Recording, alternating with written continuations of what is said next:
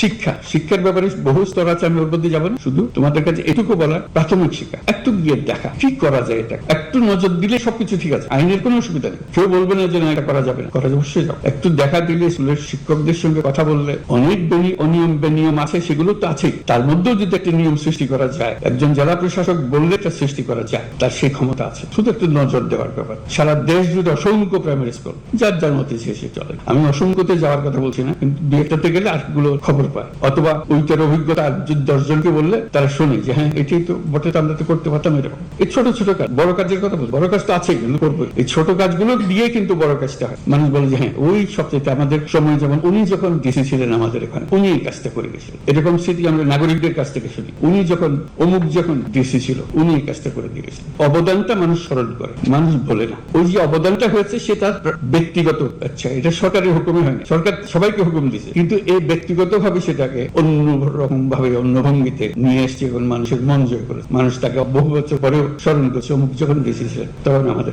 হয়ে গেছিল। তো সেটি আমাদের সুযোগ।